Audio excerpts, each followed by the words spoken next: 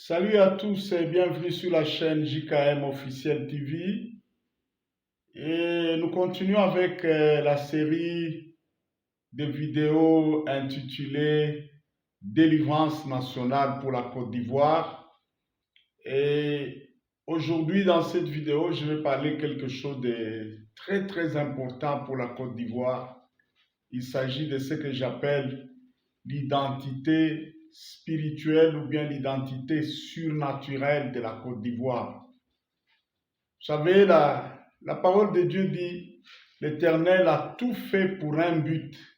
Tout fait, tout ce qui existe, tout ce qui a été créé par Dieu, a été créé pour un but. Proverbe chapitre 16, verset 4. Ça veut dire quoi? Il n'y a rien qui existe par hasard. Il n'y a rien ou personne qui existe pour rien. Et avant qu'une personne ne découvre le but de son existence, cette personne-là, pour moi, je dis que cette personne, elle existe bel et bien, mais elle commencera à vivre le jour où elle va découvrir le but de son existence et elle va commencer à l'accomplir. Et vous savez, il y a une différence entre la simple accumulation des biens, des richesses, tout ça, des diplômes et tout ceci. Quand quelqu'un fait toutes ces choses-là, il réussit dans les affaires, réussit dans les études, mais sans accomplir le but de son existence, cette personne-là, elle est en train de réussir dans la vie. Mais lorsque une personne découvre le but de son existence, elle commence à accomplir ce but-là avec l'aide de Dieu, cette personne-là est en train de réussir sa vie. Il y a une différence entre réussir dans la vie et réussir sa vie. Réussir sa vie, c'est quand on accomplit le rêve, le but pour lequel Dieu nous a envoyés sur terre. Pourquoi je dis tout ça? Ces mêmes vérités que je viens d'évoquer ici sont valables aussi pour les nations. Il n'y a aucune nation qui existe par hasard. Chaque nation a une destinée, un but pour lequel elle existe. Et tant que la nation ne découvre pas ce but-là, cette destinée-là, elle est en train de vivre par hasard et après elle va tomber dans la déchéance, elle va tomber dans la folie, dans la vanité. C'est ce qui est en train de détruire la plupart des pays occidentaux. Ces gens-là, ils ont trouvé qu'à un moment, pour être vraiment considéré comme une personne bien formée dans sa tête, il faut se débarrasser de Dieu, il faut même pas trop faire mention de Dieu, surtout la France, elle est championne dans ça. Vous allez voir que en France, même dans le langage, on supporte parler diable, enfer et tout ça, Satan, mais quand quelqu'un parle facilement de Dieu, on le considère comme un arriéré. Et aujourd'hui, les Occidentaux sont en décadence morale, une décadence dont on n'a pas l'idée. Il y a des gens à la tête des nations comme ça, mais un monsieur qui a comme femme sa grand-mère. Bon, il y a beaucoup d'histoires très folles qui se font en Occident. Donc, c'est pas bien même d'en parler ici parce qu'ils sont là pour censurer. Et quand vous commencez à attaquer leurs bêtises là, ils sont derrière vous, ils commencent à restreindre la chaîne et tout ça. Donc, il n'y a que Dieu qui peut nous dire pourquoi nous existons. Il n'y a que Dieu qui peut nous révéler pourquoi nous sommes dans ce monde. Et lorsque nous découvrons ce but-là, nous commençons à l'accomplir. Même pour des nations, cette nation-là commence à prospérer. Et il y a... Oui, je disais que il y a très peu de nations qui ont une révélation sur leur identité surnaturelle ou sur leur identité divine. Même les hommes, il y en a très peu. Même beaucoup de gens qui vont dans les églises, tout ça, beaucoup sont des religieux. Et il y a beaucoup de gens qui savent que l'appel, la vision, c'est seulement pour les pasteurs, pour ceci. Non, écoutez, et ta vision, ce que tu appelles la vision là, c'est le but de ton existence, c'est le rêve majeur de la raison pour laquelle tu es là, tu vis. Lorsque quelqu'un découvre ça ou une nation découvre ça, elle devient très puissante et très influente et même la mort, on dirait qu'elle fouille les gens qui ont une vision majeure et qui vivent pour cette vision-là. En tout cas, ils ne peuvent quitter ce monde, ils ne peuvent cesser d'exister que le jour où ils auront fini et accompli complètement leur vision. Et le rôle, je crois que le rôle principal des prophètes, c'est aussi d'éclairer, d'illuminer les nations et de leur montrer exactement la vision, la raison d'existence de ces nations-là. Je vais vous dire que par exemple pour la RD Congo, quand vous avez une vision, oui, vous découvrez le rôle de votre existence, Dieu va vous donner cette révélation-là et il y aura une écriture qui va vous identifier de manière claire et vous saurez par cette écriture-là que j'existe pour telle chose. Maintenant, même la science est en train de prouver ça. Je ne sais pas si vous avez déjà vu la vidéo intitulée Le code secret de la Bible.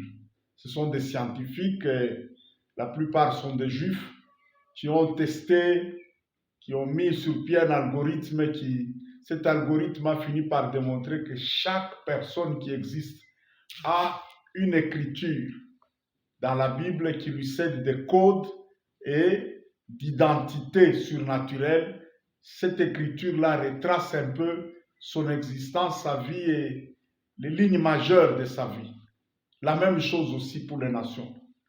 Si une nation découvre sa vision et commence à vivre pour ça, elle devient très puissante, très influente et vous avez des difficultés à mater, à dominer une telle nation. La plupart de nos pays souffrent, même la RD Congo ici, elle souffre à cause de ça. Nous avons connu beaucoup de leaders à la tête du pays. Non seulement ces personnes-là ne faisaient aucun cas de Dieu, mais elles étaient même contre Dieu. Nous avons eu des présidents qui refusaient les choses de Dieu et qui nous faisaient chanter, danser pour les honorer, les adorer, eux, à la place du vrai Dieu. Et la malédiction a fini par nous atteindre. Donc, si vous voyez un petit pays, un tout petit pays méprisable comme le Rwanda, prendre autorité sous la RD Congo, c'est une humiliation, c'est une malédiction.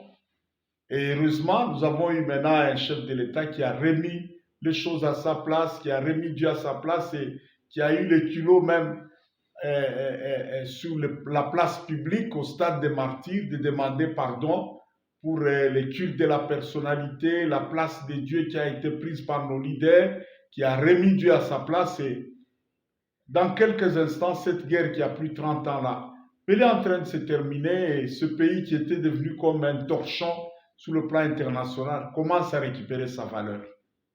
Voilà, je voulais retourner maintenant à la Côte d'Ivoire pour, d'après ce que j'ai reçu, je pense que ici, cette écriture que je vais donner et cette révélation que je vais donner aujourd'hui va montrer à la Côte d'Ivoire son identité surnaturelle et comment elle peut arriver à devenir une nation puissante et très influente dans ce monde, en Afrique de l'Ouest et sur le plan mondial. Et je pense que Dieu m'a fait la grâce, ce n'est pas que je suis extraordinaire, Dieu m'a fait la grâce de voir, de recevoir de sa part une vision correcte sur la côte. Oui, je voulais donner ce que j'ai reçu et avec la pleine certitude que là maintenant, Dieu vient de me donner une révélation très claire sur l'identité spirituelle de la Côte d'Ivoire. Oui, ça fait des semaines que chaque fois je priais, je cherchais qu'est-ce que je peux dire dans mes émissions, qu'est-ce que je peux adresser au peuple ivoirien. Je ne faisais que voir l'image d'un éléphant. Et à un moment, le Saint-Esprit a commencé à me parler pour dire, fais des études sur cet animal, l'éléphant. j'ai des choses à te révéler sur la Côte d'Ivoire. Et en cherchant à voir l'emblème, l'animal qui est utilisé comme emblème de la Côte d'Ivoire, je suis tombé sur l'éléphant. Il y a la Côte d'Ivoire et la Guinée, je ne sais pas si c'est Guinée-Bissau ou quelle Guinée là qui a aussi. Mais un des internautes m'a aidé, il a dit l'éléphant qui est choisi comme symbole pour la Guinée n'a pas les côtes, les pointes d'ivoire, les défenses en ivoire, mais celui qui est choisi pour la Côte d'Ivoire, il a les pointes en ivoire. Et justement, le colon qui a, je ne sais pas pourquoi il a voulu donner ce nom, la Côte d'Ivoire. J'ai commencé à faire des recherches, et à un moment, l'idée m'est venue d'aller dans les Écritures, dans la Bible, les Saintes Écritures, pour voir un peu ce que Dieu dit sur cet animal-là, l'éléphant. J'ai fouillé, je n'ai pas trouvé de façon explicite là où on cite l'éléphant, mais je suis tombé sur des textes qui parlent sur l'ivoire. Et vous savez, je suis théologien de formation, je m'excuse, spécialisé dans l'Ancien Testament et la traduction de ce qu'on appelle l'hébreu ancien. Parce que l'Ancien Testament a été écrit dans les textes originaux, il a été écrit en hébreu. Donc je suis spécialisé en ça, c'est pas pour vous impressionner ou quoi, je m'excuse parce que c'est en lien avec ce que je vais expliquer ici. Et en théologie, nous avons un principe très fondamental et qui se vérifie sur toute la ligne. Nous appelons ce principe-là la loi de la première vérité. Donc, la première vérité que Dieu donne dans les Écritures sur une chose, sur une créature ou sur une personne ou sur une institution, Dieu ne change jamais sa première vérité. Dieu n'est pas comme nous les humains, les vérités scientifiques, les vérités que nous découvrons par la science, ça évolue. Il y a un dynamisme dans les vérités scientifiques en sorte que la première vérité ne restera pas la seule vérité. Au fur et à mesure qu'il y a des découvertes, des recherches, la vérité évolue. Mais Dieu est un être parfait. Ce qu'il dit au départ, là, même si dans le cours de choses ça change un peu, Dieu retournera toujours à sa première vérité. Et ici, je vais vous donner la première vérité que la Bible donne sur le mot ivoire. Et quand on parle de l'ivoire, chaque fois qu'on cite le mot ivoire dans la Bible, sachez que de manière implicite, on parle de l'éléphant parce qu'il n'y a que l'éléphant qui a les pointes d'ivoire.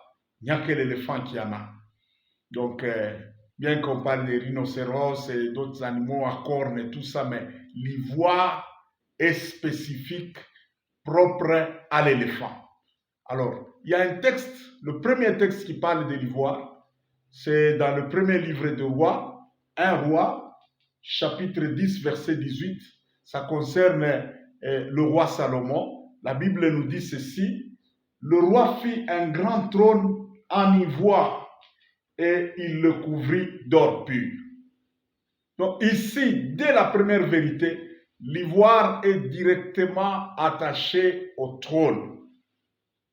Très chers Ivoiriens, vous avez une destinée terrible. Je ne sais pas s'il y en a deux nations comme ça dans le monde. Je ne pense pas.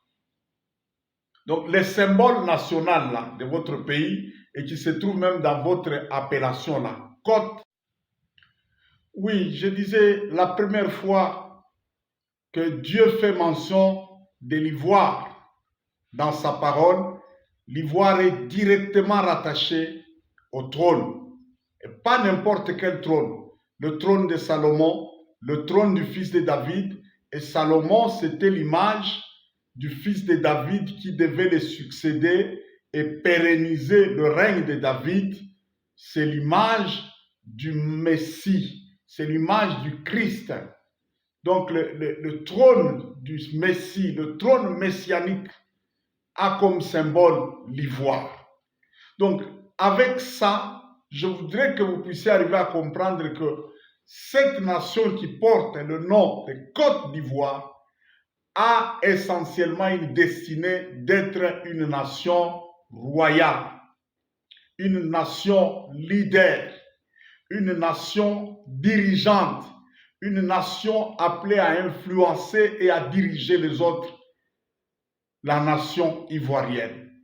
Et si nous lisons encore le jugement dernier, lorsque Jésus-Christ reviendra pour juger les vivants et les morts avant la fin du monde, on nous parle d'un trône blanc.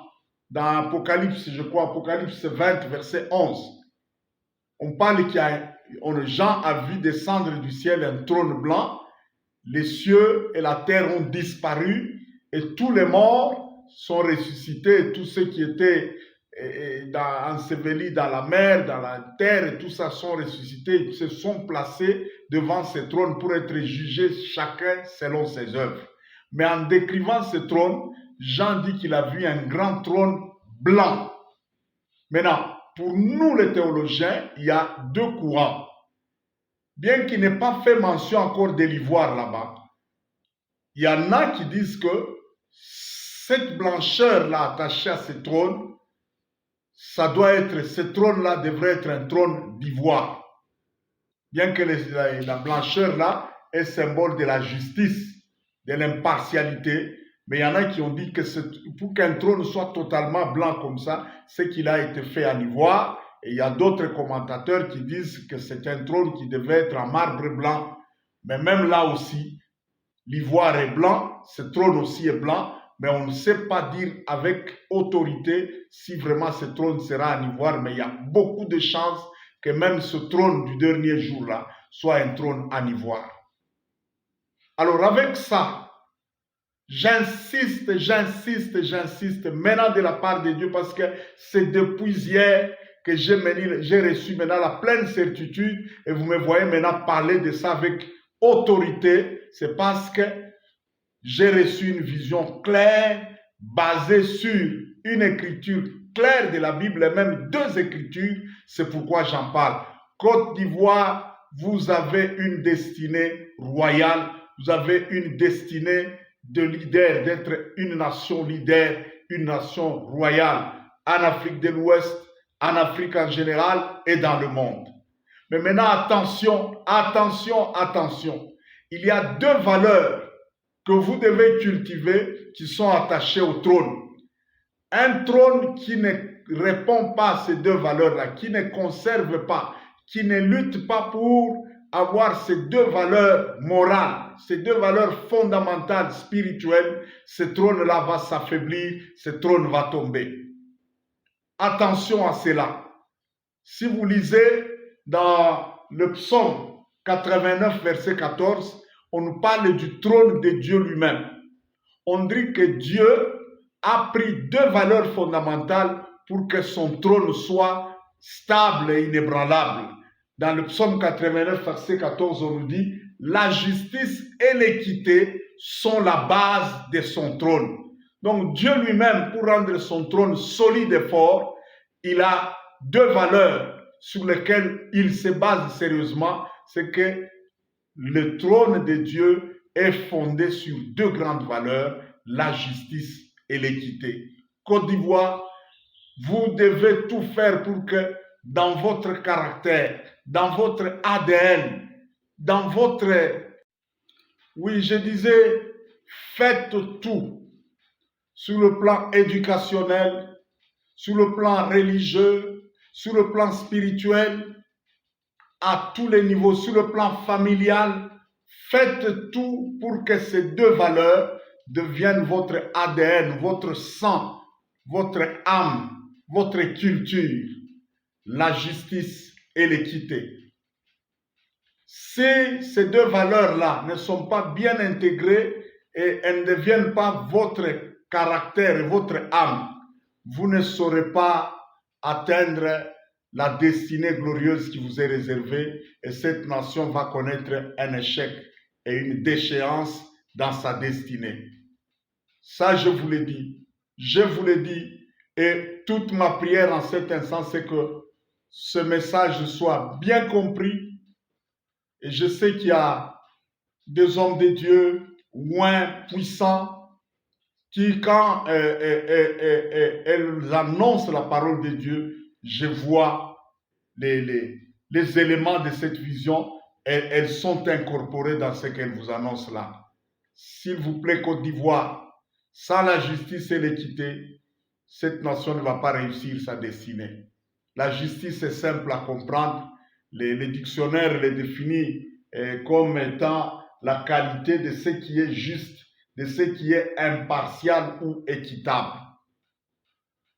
Celui qui a raison, celui qui n'a pas raison, celui qui a faute, il a la faute. C'est ça la justice.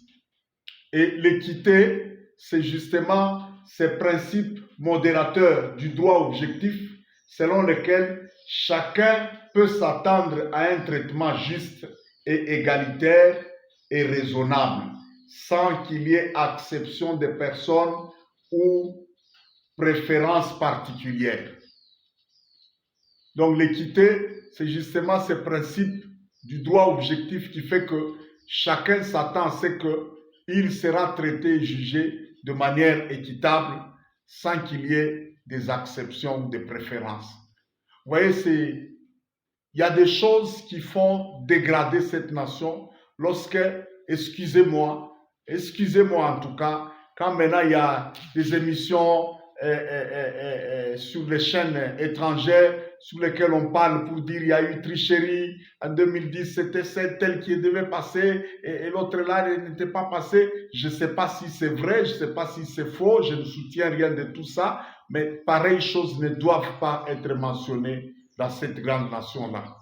Sachez que quelqu'un qui appelle à la royauté, la justice et l'équité doivent être vraiment dans son sang. C'est ça un vrai chef, c'est ça un vrai roi. Et quelqu'un qui n'a pas ces choses en lui ne mérite pas de diriger cette grande nation-là. Quelqu'un qui triche facilement, quelqu'un qui corrompt facilement, quelqu'un qui fait, je ne sais pas moi, des manœuvres facilement pour que ces histoires-là ne doivent pas être mentionnées. Je vais vous donner un signe pour montrer que tant que vous n'avez pas atteint ces valeurs, il y a beaucoup de choses, beaucoup de bénédictions que la Côte d'Ivoire a. D'autres vont en bénéficier. Vous allez être à leur service. Je vous donne l'exemple du cacao. Sur le plan mondial aujourd'hui, j'ai consulté le prix. Le cacao se vend la tonne à 7680 quelques dollars la tonne.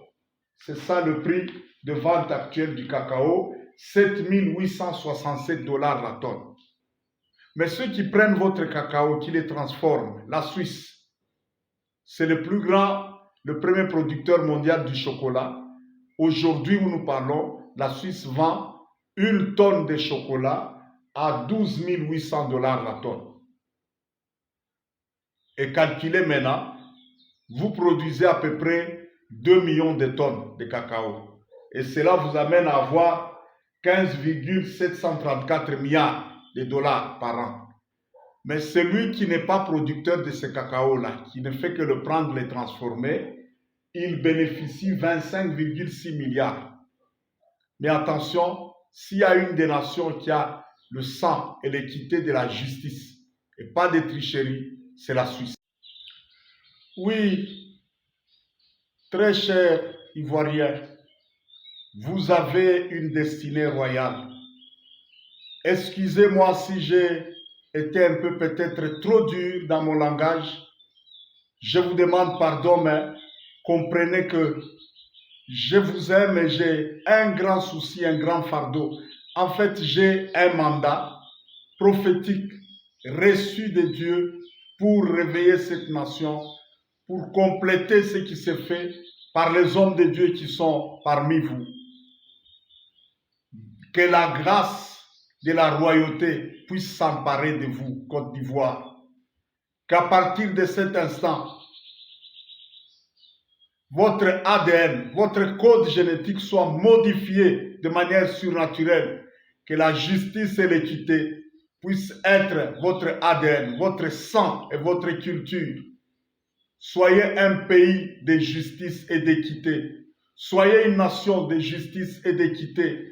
Soyez des églises de justice et d'équité. Soyez des personnes, des hommes et des femmes de justice et d'équité. Soyez des familles de justice et d'équité. Qu'il en soit ainsi parce qu'un roi sans la justice et l'équité, sa royauté ne sera jamais affermie. Pour le reste, je crois que le Dieu qui nous a mandaté de vous transmettre ces choses, il fera lui-même en sorte que vous puissiez atteindre votre plein potentiel et que vous puissiez réaliser votre destinée. Parce que la Bible dit, celui qui a commencé en vous cette bonne œuvre, il la rendra parfaite au jour de Christ. Que Dieu bénisse la Côte d'Ivoire, que Dieu bénisse les hommes et les femmes et les familles, que Dieu bénisse les autorités ivoiriennes, que Dieu bénisse la vie présente et le futur de cette nation que j'aime beaucoup, la Côte d'Ivoire. Que Dieu bénisse la chaîne JKM officielle TV et à très bientôt sur cette chaîne. Merci beaucoup.